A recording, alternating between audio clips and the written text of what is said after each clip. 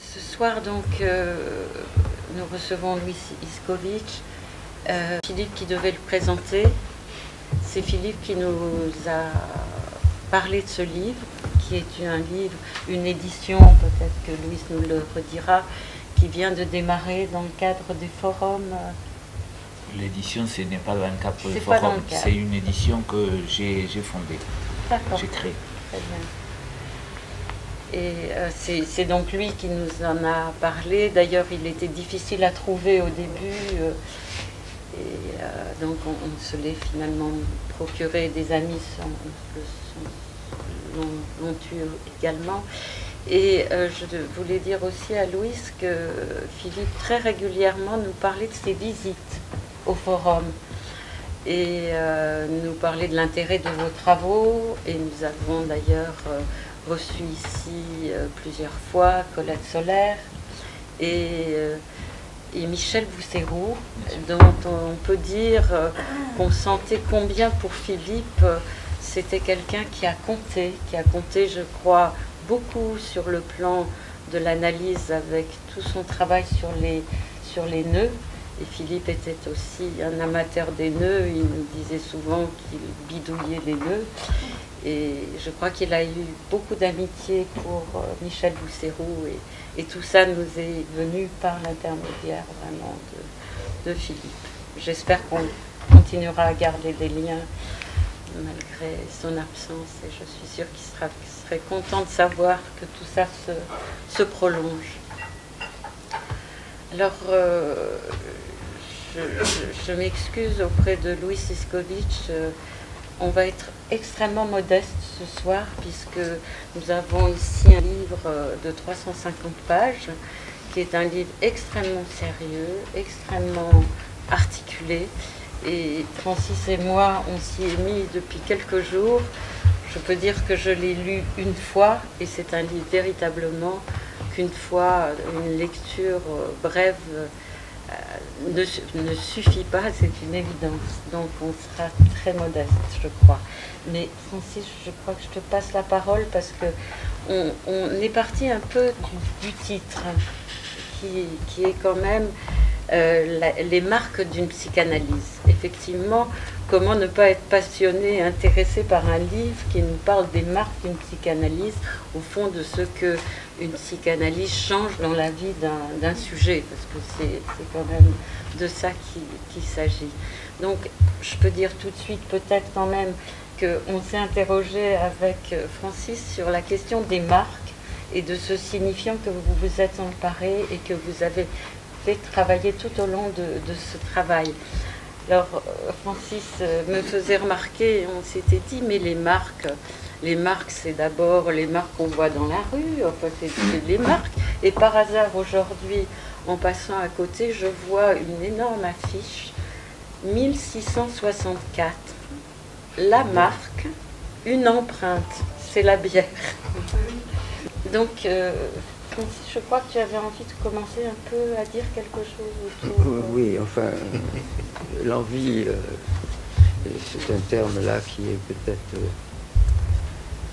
trop rapide. En tout cas, effectivement, ce que je disais d'ailleurs tout à l'heure en faisant connaissance de Louis, c'est que j'étais un peu embarrassé parce que, d'une part, effectivement, notre ami devait le présenter et jusqu'à la fin nous avons espéré qu'il le ferait, et d'autre part il faut bien dire aussi que le contexte nous a un petit peu amené à moins d'activité ou une activité intellectuelle peut-être un peu perturbée. Mais enfin, ce qui est important et intéressant et ce à quoi on tenait, c'est que justement ce livre avait été choisi, à juste titre parce que c'est un livre important et intéressant, et que l'auteur, ici présent, puisse nous faire entrer dedans, nous faire naviguer avec lui pour en montrer la portée. Et effectivement, en parlant avec Delia, à un moment, je m'étais dit que cette question de marque se signifiant, comme on aime à le dire, était certainement quelque chose qu'il ne fallait pas négliger, parce que ça tient un peu la structure même de tout l'ouvrage. Hein, dans sa préface, Bousséroux dit que vous ratissez ce champ d'une manière très, très précise, comme il faut le faire, et renvoie à quelque chose de japonais qui m'a laissé un peu perplexe. Un ratissage japonais dont j'avoue que oui, ça doit. Voilà, c'est cette métaphore des jardins japonais qui, au fond, convient très bien. D'autant que, il faut bien aussi en être conscient ou en prendre conscience, c'est que le livre est lui-même présenté avec en couverture cette très belle reproduction d'une estampe japonaise. Hein. Donc, je ne sais pas pourquoi le chant du japonais, en tout cas, a été importé là. Et peut-être que Louis Sitzkowitz y reviendra. Quant à la question des marques, on peut la prendre par un nombre considérable d'entrées. L'auteur en a fait 5 chapitres. Qui sont sa manière justement de structurer l'ouvrage, et je vais le laisser y revenir. En ce qui concerne effectivement ce que rappelait Delia par rapport à la question des marques, oui, je crois que c'est important quand même, parce que ça débouche aussi sur une rencontre, c'est-à-dire effectivement ce qui conduit avec la marque à toucher à la question de la jouissance. Et cette question de la jouissance, elle est quand même évidemment centrale là où il y a la société marchande et capitaliste, n'est-ce pas? Donc, d'une certaine manière, on n'échappe pas au politique et à l'économique, et je pense que d'une certaine manière aussi, c'est inclus dans votre trajet. Alors, voilà, pourquoi est-ce que vous êtes lancé là-dedans? À partir de là, quel est le projet que vous avez tenté de poursuivre, et qu'en attendez-vous pour nos perspectives analytiques? Bien, donc maintenant, la question, le livre.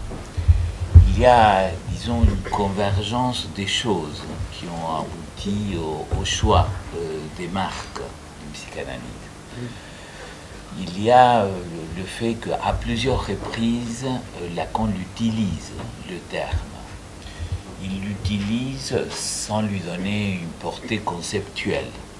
Donc, il évoque de différentes façons la question des marques, à distinguer de la trace, mais donc, il se sert du terme, mais il y a au moins une fois un usage que Lacan fait du terme qui a attiré particulièrement mon attention, c'est dans la lettre aux Italiens où Lacan se pose la question de à quoi on reconnaît le désir de l'analyste.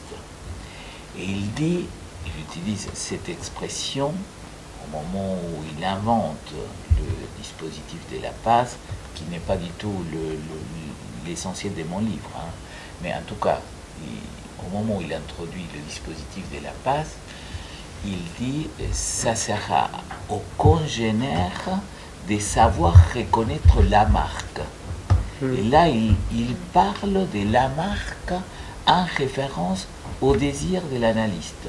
C'est à quoi on reconnaît que quelqu'un a la marque du désir de l'analyste. Donc je m'étais posé la question, ça soulève plusieurs questions. Qui sont les congénères? Qu'est-ce que ça veut dire reconnaître la marque? Et finalement, c'est là où c'est parti pour moi, la question de qu'est-ce qui serait pour chacun la marque de son analyse. est-ce qu'une analyse, ça les démarque ou pas? Alors, c'est une idée qui n'est pas récente, c'est une idée à laquelle je pense depuis un certain temps. Et je me suis aperçu qu'au moment où j'ai commencé à parler de ça, on m'a fait, c'est le cas de dire, la même remarque que vous venez de me faire, mais finalement, la marque, c'est Peugeot. Peugeot, c'est une marque. Pourquoi parler des marques?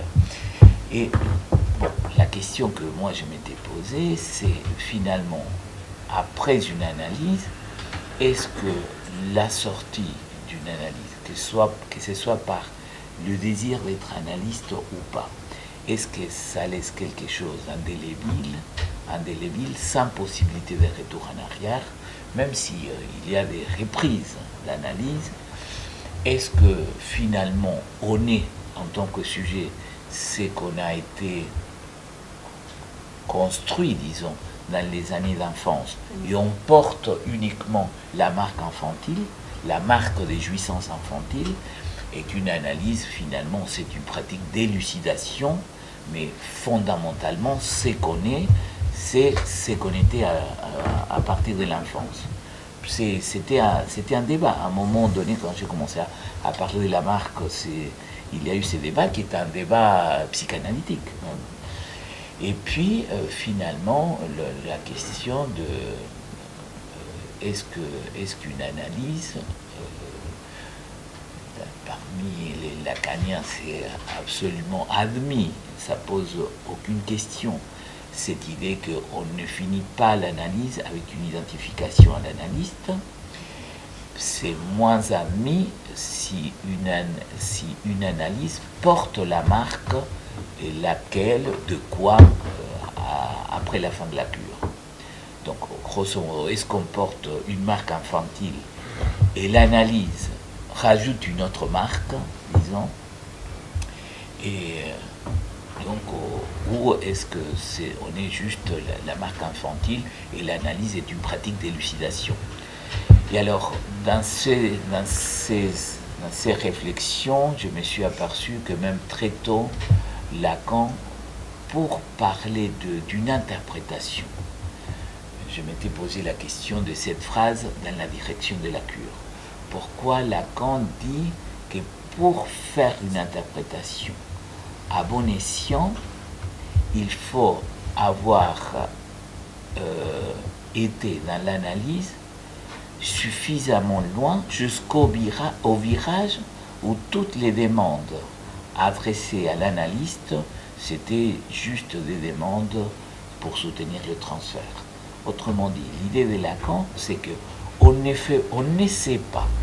l'analyste ne sait pas faire une interprétation à bon escient s'il n'est pas arrivé lui-même dans son expérience de l'analyse jusqu'au virage dernier. Donc je m'étais posé la question, finalement, pour déchiffrer l'inconscient d'un analysant, il suffit d'avoir un certain repérage chez Freud, avoir si l'on veut, compléter avec une certaine lecture de Lacan, avoir fait quelques années d'analyse. Pourquoi Lacan met l'accent qu'il faut avoir accédé à ces virages finaux? L'idée que je me fais, c'est que l'analyse comporte une marque qui n'est pas à n'importe quel moment. Il y a il y a une marque qui s'est produite pour ceux qui sont allés suffisamment loin dans l'expérience au point d'avoir connu ces virages de la fin. Donc voilà quelques remarques pour introduire le choix du titre.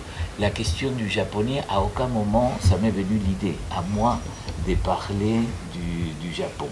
C'est une idée à Michel Bousserou qui a trouvé cette métaphore que j'ai trouvée finalement jolie, passer le râteau, la question du ratissage du jardin. Donc ça m'a plu et c'est comme ça que ça a été conçu la couverture. Mais dans mon livre, si vous le suivez en détail, il n'y a pas véritablement de remarque au Japon. Non, bien entendu que c'était une plaisanterie. Juste avant de vous relaisser la parole, une question que ce que vous venez de dire a éveillé, c'est-à-dire est-ce que cette question de la marque, en tant que telle que vous la présentez, et j'entends bien que vous ne la présentez comme ça que en vous appuyant sur l'écrit et la pensée de Lacan, bien entendu, et même sur quelque chose de précis dans cette pensée que vous nous avez rappelé. Mais ceci dit, est-ce que la marque, justement, n'est pas quelque chose dans sa matérialité qui peut évoquer, disons par exemple, un exemple simple de littérature, je dirais enfantine ou quasiment, mais qui a laissé des souvenirs presque chez tout le monde, c'est la fameuse marque au fer rouge, par exemple, dans Les Trois Mousquetaires. Hein, ça vous dit peut-être quelque chose. Voilà. Alors, bien entendu, je pose la question avec outrance pour lui donner un peu de force. Mais enfin, cette marque, est-ce qu'il ne serait pas préférable, justement, qu'elle soit un tant soit peu labile? Alors, justement, c'est pas ma thèse. Mais je sais, mais... C'est la thèse, parce que finalement, par exemple, pour évoquer la formulation que vous utilisez, Lacan se réfère à Gide, parlant justement de la marque, comme quoi il n'a pas été suffisamment marqué par le désir du père. Et il évoque la question de la marque au feu rouge, je crois qu'il dit également. Je crois qu'il y a une première marque qui fait qu'un sujet s'humanise, qui n'est pas seulement la marque d'entrer dans le langage, c'est la marque du désir de l'autre. Ça, c'est une marque que, disons, tout être parlant, humanisé, porte. Alors, il est vrai qu'il y a des sujets sans marque. Le sujet sans marque, ça serait quoi? Un sujet complètement à la dérive, indifférent, où tout est indistinct, et ça existe, des sujets comme ça. Plus souvent, on le rencontre à l'asile psychiatrique, mais il y a des sujets qui ne comportent aucune marque, et que rien les marque. Donc, je crois qu'on peut dire qu'il y a une marque qui est la marque que chacun porte, qui est celle du désir parental. Mais la marque, je la conçois comme quelque chose de positif. Parce que cette marque, c'est la marque de l'accueil fait par l'autre qui fait qu'à partir de là, les choses ne seront pas d'une autre façon. On est pris par ce désir qui laisse quelque chose que moi je ne conçois pas comme labile. On a été, disons, forgé par ça, par ce désir de l'autre ou pas. Et donc il y a une marque qui est la question qui est liée au désir de l'autre, et puis il y a les marques de jouissance. Et les marques de jouissance comme marque dans le corps, qu'on a eu des expériences de jouissance infantile, ça, ce ne sont pas des marques qui sont labiles. On est marqué par ça, et là-dessus, une analyse difficilement peut introduire quelque chose qui fasse une variation de cette marque de jouissance infantile. Finalement, ça donne c'est ce qui donne, finalement, on pourrait corréler ça au style de chacun. Oui. Au style de chacun. Au style. Non, ça fait le style de chacun. Oui. J'entends bien. Dernière phrase, si vous pouvez la répéter. Ah, j'ai oublié.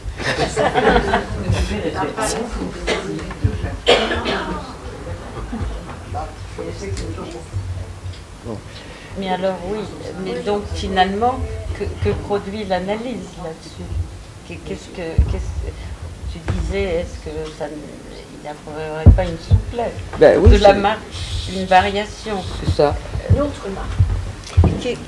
Qu'apporte l'analyse alors? Alors justement, c'est mon idée. Si en tant qu'analyste, s'il vous plaît, si en tant qu'analyste, j'essaie de soutenir les marques d'une psychanalyse, c'est que déjà dans mon titre, je soutiens une thèse. La thèse, c'est qu'une analyse laisse une marque.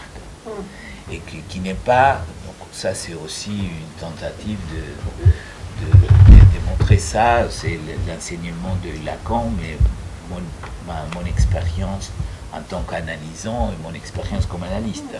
L'idée que je me fais, c'est que c'est pas une analyse, c'est pas seulement une expérience intellectuelle où il s'agit d'un savoir. Ce n'est pas de l'ordre. On acquiert un savoir qui n'était pas là. C'est sûr qu'il y a cette dimension-là, mais ça ne se limite pas à un savoir. Le savoir, ça serait quelque chose qui n'est pas de l'ordre d'une marque.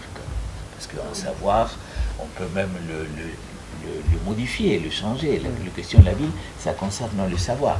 Par contre, il y a quelque chose qui fait que quelqu'un a la conviction intime, disons comme ça, la conviction intime que s'il décide d'être analyste, qu'est-ce qui fait qu'il va s'occuper de ça et pas d'autre chose. Il y a quelque chose qui l'oriente à partir du moment où il prend ses décisions, qui est sorti de l'expérience de son analyse, et je pense qu'on pourrait le considérer comme ça, comme une nouvelle marque qui s'ajoute au sujet. Donc plutôt que de considérer la labillité des marques, je serais plutôt d'accord de dire qu'il y a une marque qui s'ajoute. J'entends bien ce que vous...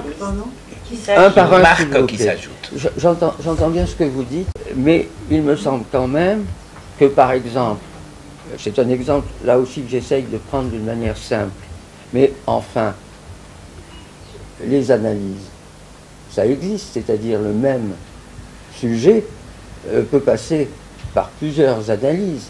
Donc, effectivement, qu'en est-il justement de ce statut de quelque chose qui serait une marque définitive? Oui, c'est un fait clinique que plus les analyses se sont allongées avec le temps, plus on est confronté à des expériences où c'est pas le plus fréquent quelqu'un qui ait commencé une analyse de A jusqu'à Z avec la même personne. Par exemple, oui. Oui, donc c'est pour ça qu'il conviendrait de distinguer la marque de l'analyste de la marque de l'analyse. Oui, absolument, déjà. Donc la marque dont je parle, c'est la marque laissée par l'analyse. Également, c'est vrai que je soutiens, c'est que une analyse, c'est une expérience à deux. Au sens où c'est pas que les deux sont en analyse. Il y a un qui est en analyse, mais il le fait avec quelqu'un. Et on est d'accord, ce que je disais avant, on est d'accord sur le fait qu'il n'y a pas d'identification terminale à la fin du processus avec l'analyste. Néanmoins, en tout cas je l'évoque comme hypothèse, c'est pas identique faire une analyse avec une personne ou avec une autre. Ah, ça certainement pas, justement. C'est bien pour ça qu'on peut se demander si la marque est véritablement stable. Alors la marque qui consiste à... On ne peut pas parler de séduire parce que il ne s'agit pas de l'imaginariser non plus. C'est pas qu'on va se dire voilà ma marque.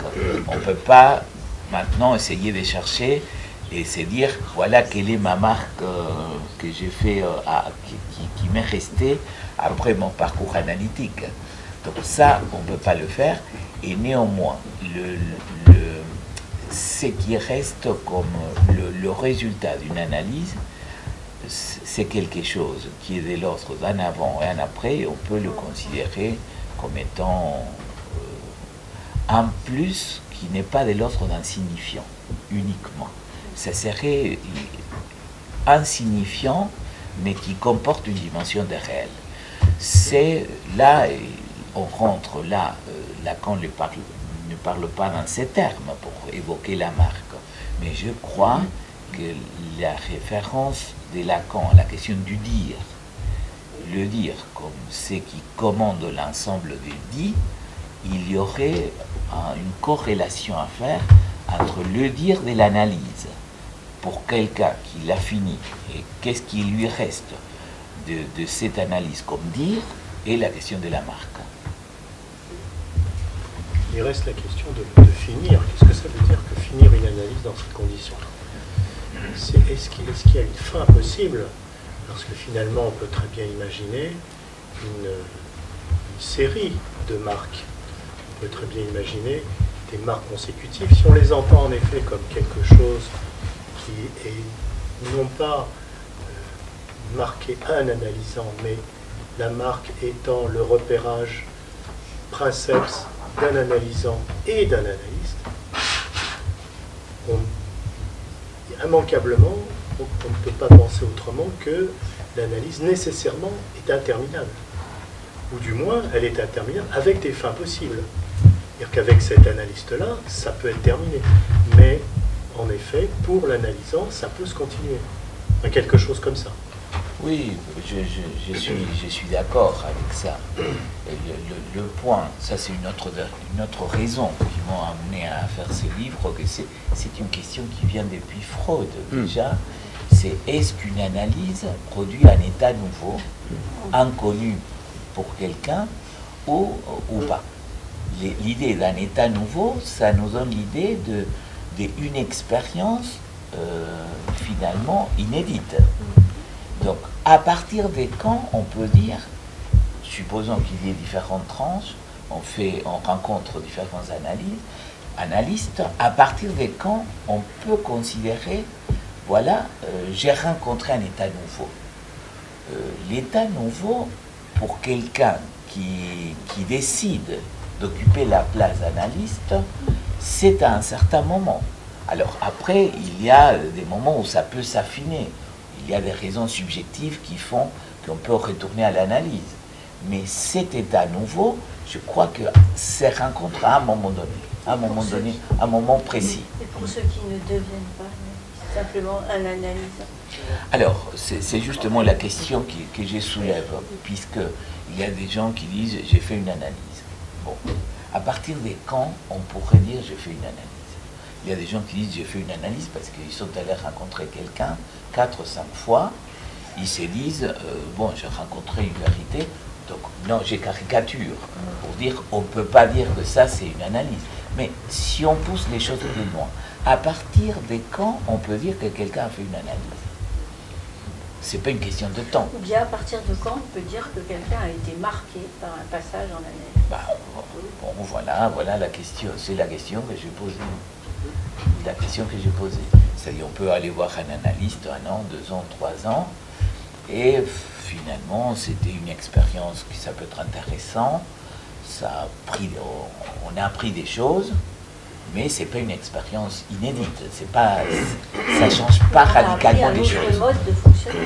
Oui, la marque, c'est quelque chose de radicalement nouveau. On a peut-être appris un autre mode d'être et de fonctionnement dans la vie. C'est pas ça que je parle comme marque. Alors, quelle est la différence entre ce que vous appelez marque et l'état nouveau dont parle Freud, auquel vous venez de faire allusion? Je crois qu'on peut le corréler. Freud le soulève comme question. Oui, Est-ce qu'il le soulève comme question? Il ne conclut pas. Je crois qu'avec Lacan, l'idée de Lacan, quand il dit c'est au congénère savoir reconnaître la marque, ça veut dire que Lacan, il a l'idée, lui il ne le pose pas comme question, il a l'idée qu'on peut arriver à reconnaître le désir de l'analyste. Alors, bon, évidemment, également il a posé que chacun s'autorise de lui-même. Il y a les deux, chacun s'autorise et en même temps on peut arriver à reconnaître, savoir reconnaître, dit Lacan, la marque du désir. Oui, je crois que c'est peut-être important pour donner idée quand même du livre de Louis Siskovitch. c'est que c'est un livre extrêmement articulé. Et vous traversez quand même tout ce qu'on appelle l'orientation lacanienne de la psychanalyse. C'est un tour complet de la psychanalyse que vous faites autour de la question de la marque. Et j'ai trouvé qu'il y a quand même une chose très intéressante aussi et très éclairante, même si on ne peut pas vous suivre, c'est-à-dire que tout le monde n'a pas cette formation qui est quand même la vôtre et qui est celle d'une école finalement, des forums, enfin je ne sais pas si vous êtes seulement des forums, mais c'est quand même un enseignement de la psychanalyse au sens de l'enseignement. Et je trouve que ce livre a une qualité, c'est que il nous instruit vraiment pour ceux qui le souhaitent. Ça permet de retrouver véritablement le repérage lacanien de la psychanalyse, à partir de Freud bien sûr, mais vous prenez en plus l'œuvre de Lacan dans ses différentes versions et dans ses différentes époques, et c'est véritablement un grand tour. Alors moi j'ai été particulièrement intéressée parce que bien sûr on ne pouvait pas du tout vous suivre sur tout ce que vous évoquez de l'œuvre de Lacan. J'ai trouvé très intéressant le travail que vous faites autour du traumatisme et du symptôme. À travers, bien sûr, la question du symptôme, d'abord avec Freud, bien sûr, c'est l'essentiel de la psychanalyse. Si Freud a apporté quelque chose, c'est justement un autre regard sur le symptôme, une autre approche du symptôme. Et vous, partant de là, donc du côté du déchiffrage du symptôme, vous balayez tout ce que Lacan a essayé d'introduire, et en partant d'abord plutôt du symbolique jusqu'au réel, et avec la question de l'inconscient réel que nous avons aussi, dont on a entendu parler par Colette Solaire. Donc je veux dire, il y a la question de la marque telle que vous la dites là, mais il y a un travail énorme sur l'orientation lacanienne, c'est-à-dire autour du réel finalement, essentiellement, et du symptôme. Oui, et du symptôme j'essayais de mettre l'accent sur finalement une pratique qui ne se limite pas à la lecture de l'inconscient. C'est essentiellement ça l'idée, puisque ça c'est une autre raison qui m'a amené à évoquer la question de la marque. Finalement, on a une pratique, la pratique de l'analyse, qui est celle d'interpréter l'inconscient, et alors que l'inconscient ne connaît pas le temps. Si l'inconscient ne connaît pas le temps, ça veut dire que dans l'inconscient, il n'y a pas de marque, d'une certaine façon. Il y a quelque chose dans l'infini au niveau de la temporalité. Et alors, comment s'orienter pour qu'il y ait à la fois le début, la fin d'une analyse, la durée de la science? Ça soulève beaucoup de questions. Et je crois que là, la théorie de Lacan, qui consiste à... Il y a quelque chose de la part de l'analyste qui ne se limite pas à être une pratique de lecture de l'inconscient, mais quelque chose qui s'écrit dans une analyse. Et la question de ce qui s'écrit du symptôme, c'est quelque chose de visible chez Lacan.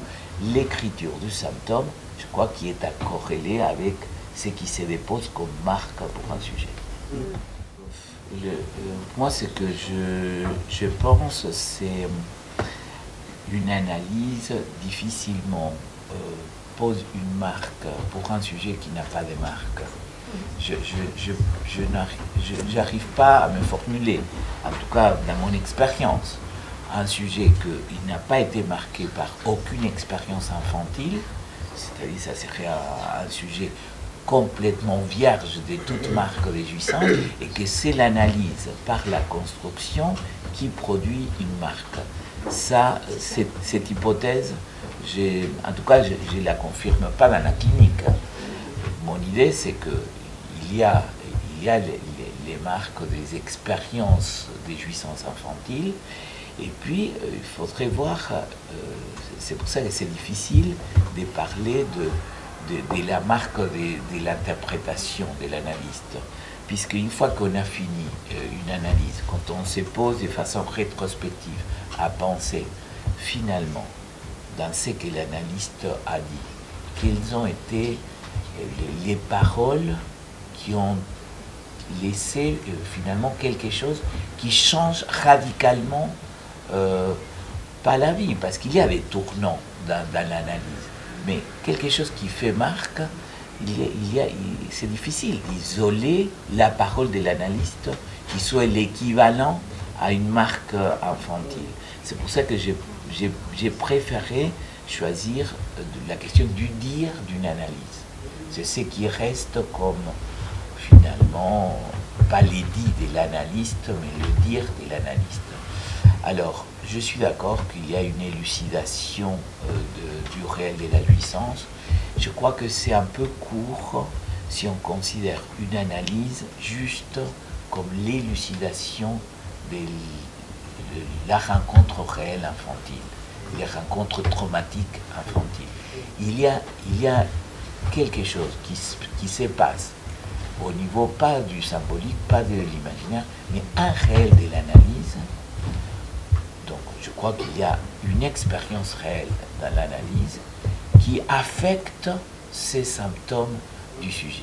Parce que sinon, l'analyse, ça serait juste une pratique de « bon, je suis comme ça ». C'est une question que j'aborde avec la question de la séparation.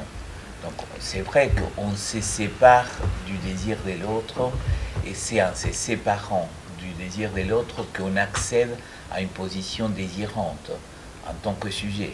Maintenant, ce que j'ai essayé de montrer, c'est que la marque dont on parle comme effet d'une analyse, c'est pas juste un effet sujet.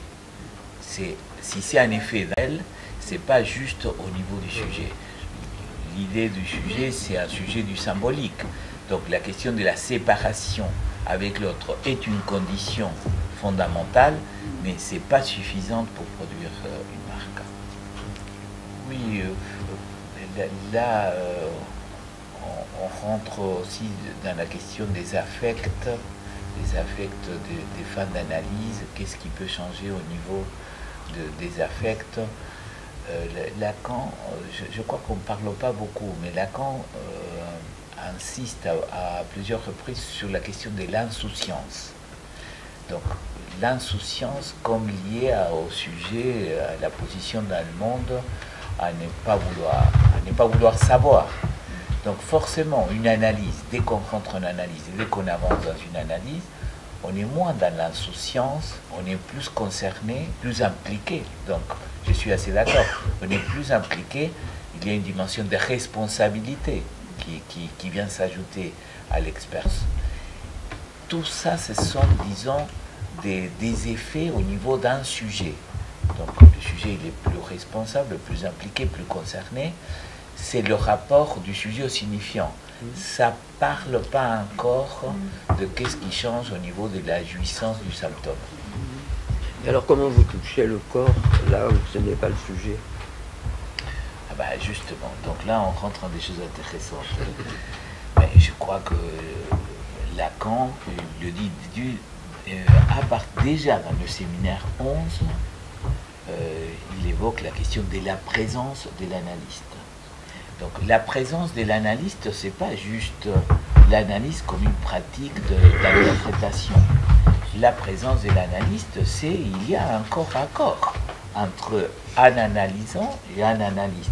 C'est un corps à corps spécial parce qu'il n'y a pas le corps à corps de la jouissance, mais de la jouissance sexuelle, disons. Mais il y a un corps à corps entre l'analysant et l'analyste, donc il y a le corps de l'analyste dans l'expérience. Ah, certainement, mais enfin, il y a une médiation. Une médiation.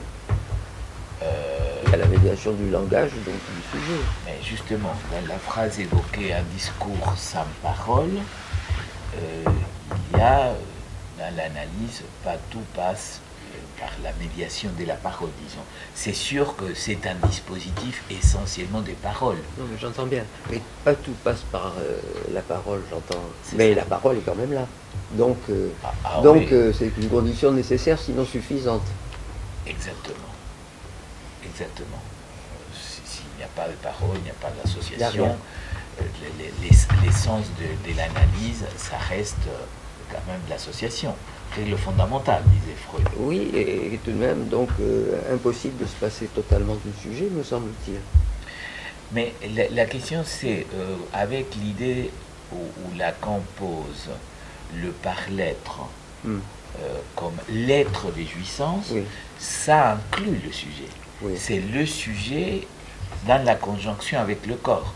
Donc ce n'est pas le corps, ce n'est pas le sujet, c'est le sujet et le corps. Oui. Le dire de l'analyste, c'est pas ce que l'analyste a dit. C'est justement ce qui reste de tout ce que l'analyste a été pour quelqu'un. Donc dans ce sens-là, il y a un dire. Peut-être ça serait plus juste parler du dire de l'analyse pour quelqu'un. Mais le dire de l'analyse pour quelqu'un ne peut pas être complètement détaché de l'expérience faite avec quelqu'un. Quand on parle du trait du pinceau, ce n'est pas l'articulation signifiante. Donc c'est difficile de corréler le trait du pinceau au symbolique. C'est l'introduction d'une nouvelle chose, un trait des pinceaux. Donc c'est lié à la calligraphie, à l'écriture. Là, quand on est dans la calligraphie, l'écriture, là, on n'est pas exactement au niveau du symbolique. Le symbolique requiert l'articulation signifiante. Donc l'idée de marque, c'est justement, quand j'évoquais il y a des sujets sans marque, c'est qu'il est possible qu'un être humain soit sans marque. Mais, et le langage n'est pas suffisant pour dire qu'il y a une marque. Il faut encore le désir de l'autre. Donc c'est là où ça commence. Est-ce que vous diriez que la marque, c'est ce qui fait la jonction, les points de jonction entre la parole et le corps? Oui, je suis assez d'accord pour dire ça. C'est que évoquer des liens avec la question du traumatisme, l'idée de Lacan, c'est que le désir est traumatique, parce que c'est l'incidence de quelque chose d'extérieur à laquelle on n'est pas préparé. Donc un désir, forcément, produit un effet, comme effet du désir, c'est un effet traumatique, et donc c'est l'introduction de quelque chose de nouveau pour quelqu'un. Et à partir de là, ça commence. Donc il faut et la parole et le corps. L'idée de la marque, c'est même le contraire. C'est qu'est-ce qui introduit une singularité. Donc ce n'est pas la marque de l'appartenance à une communauté. C'est pas de cette marque-là dont je parle. C'est pas le trait qui me fait semblable aux autres. C'est l'élément qui me distingue de tous les autres. C'est un trait différentiel, une marque. La marque, c'est quelque chose de... Qu'est-ce qui fait qu'on a quelque chose d'absolument différent des autres? C'est dans ce sens-là. Ce serait un nom supplémentaire? Ce serait un nom supplémentaire? Ce serait le véritable nom. Non, mais ça permet, c'est bien de pouvoir distinguer une marque comme l'élément commun. C'est important la question, vous avez eu raison de poser la question, parce que ça permet de distinguer une marque comme un élément d'appartenance qu'un trait différentiel. Et donc je crois que la psychanalyse, quand elle va, donc disons jusqu'à son terme, fait apparaître de façon nette ce que Lacan appelait la différence absolue. La différence absolue, c'est finalement un élément complètement différentiel, pas un élément commun. Oui, c'est vrai qu'on dit, quand on parle couramment, on reconnaît quelqu'un qui a fait une analyse. Donc ça serait la marque de quelqu'un qui est passé par un divan. Mais c'est pas ça l'idée de la marque. En réalité, idéalement, après on peut discuter qu'est-ce qui se passe dans la pratique, mais idéalement ce qui serait bien, c'est que dans une communauté, même une communauté analytique, parce qu'on sur cette question, hein, je touche ces points, communauté analytique, ça serait bien qu'elle soit constituée avec, disons, le respect de l'hétérogénéité Donc le respect de l'hétérogénéité, c'est le respect de la marque de l'autre. Alors que la communauté analytique, ils ont tendance à faire plutôt collage à une certaine norme. De l'homogène. À l'homogène. Il y a l'hétérogène est dehors et puis l'homogène qui est dedans. Oui. Ce qui fait vraiment marque, au sens slogan. Oui. Je suis d'accord. C'est un problème. Oui, c'est un problème. Juste une question qui est peut-être naïve. Est-ce qu'il y aurait des conditionnels, est-ce qu'il y aurait des conditions de l'apparition et de l'existence d'une marque, ou est-ce que c'est toujours le fruit et uniquement d'une rencontre singulière entre un analyste et un analysant? Oui, ce que j'ai posé, c'est que il n'y a pas de marque analytique s'il n'y a pas une marque chez le sujet. C'est clair. Oui, donc ça c'est admis. Si on admet ça, donc votre question porte sur la marque analytique. Est-ce qu'il y aurait des conditions d'existence d'une marque? La condition d'existence, c'est la condition d'existence, c'est l'effet de la pratique de l'analyste. Et elle dépend de l'analyste. C'est pas qu'il y a une volonté de faire une marque. C'est pas que sciemment l'analyste essaye de faire la marque. Mais pour qu'il y ait une marque, il y a l'effet du désir de l'analyste.